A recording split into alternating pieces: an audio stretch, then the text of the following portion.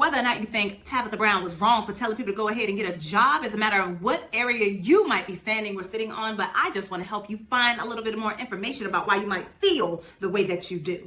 And I'll also tell you whether or not I think she's wrong. But first, hey sunshine, I'm Dr. Donna Oriowo, sex and relationship therapist in the Washington, D.C. metro area. I like to say I help Black women feel free, fabulous, and F. I am the author of Drink Water and Mind Your Business, a Black woman's guide to unlearning the BS and healing self-esteem. And I want us to have a little bit more context for this conversation. So I'm trying to figure out, why were we upset about what she said?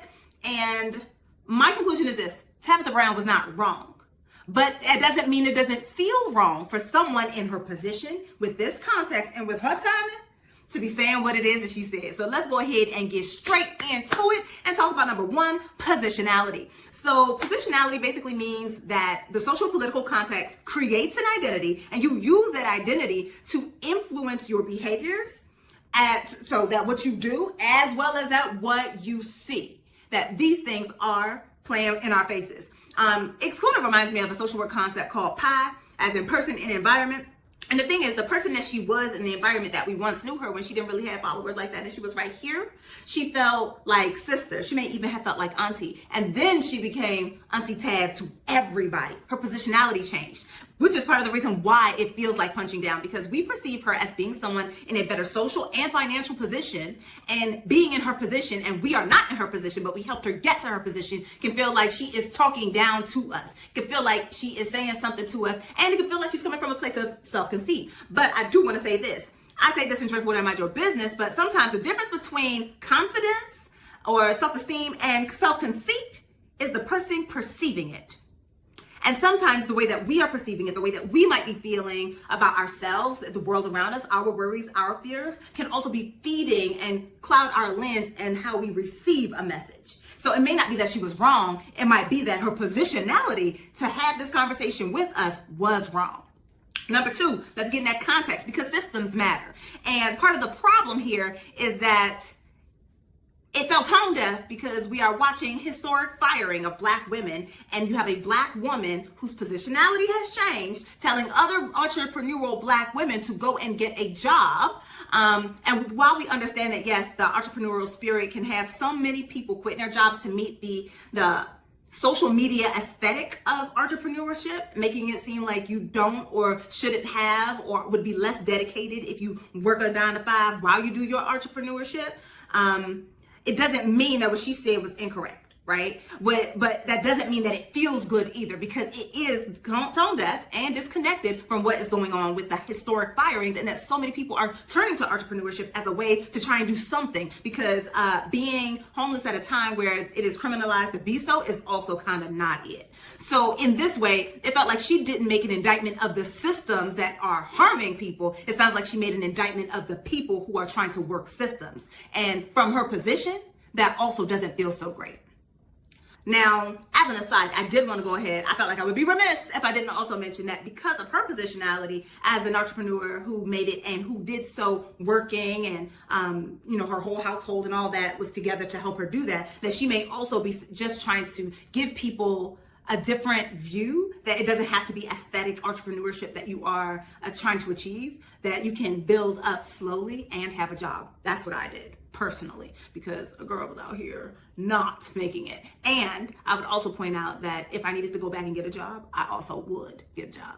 Let's get back to it. So number three is timing. Here's the thing. Tabitha Brown broke faith. She broke trust with the people. Now, there is a study that definitely talks about how if we don't fucks with you, we also don't fucks with you. Meaning that because Target broke faith with the African American community, they broke faith with Black folk. Auntie Tab talking about them in a way to say, let's find things out. And what felt like betrayal meant that the way that we felt about Target then transferred to her, because she was still seemingly defending Target. It also, and because trust is cumulative, but so is broken trust. It can also be cumulative. Now we're adding her Target conversation to these current talking points, and we are adding it up to mean that she is altogether just untrustworthy and not somebody that we should be listening to. Which it basically just means that right now, in this moment, with this timing, especially with it being so soon after, soon after, that really we do not have any benefit of the doubt to extend toward her. It means that people are already looking at her side eye. We're already trying to get back into a space where they felt comfortable, and that was snatched. And if you add that to the fact that right now we want to feel good, safe, and sane, and that sometimes the way that we do that is by leaning into those things that already helped us feel good, safe, and sane at other points in our lives, it is going to be a double, triple, quadruple blow, because the person that we referred to as Auntie Tab, we already felt betrayed by, and then she's saying this other thing, and we ain't even got right back on the good foot, and nothing is good around us. So it feels even more daunting. It feels even more hurtful. It feels even more like a punch down. So I wanted to go ahead and give us that context. Those are the 3 reasons why we could be feeling the way that we feel. Now, here's the thing on the other hand. Some of y'all, if we're being honest with ourselves, we were listening to what she said with our hurt. We were listening not from a space where we were able to take what she said and spit out the bones and see if it applied, like if it don't apply, let it fly. We were definitely hearing things with our fear and with our uncertainty and with our sense of betrayal from her already, which means that we weren't going to give her no benefit of the doubt in the first place. The other thing is that some of y'all was lying in wait because you just love to be able to talk mess about a brown, dark-skinned black woman who you perceive as having made it, because you want to be one to remind her of what her place is, which is silent.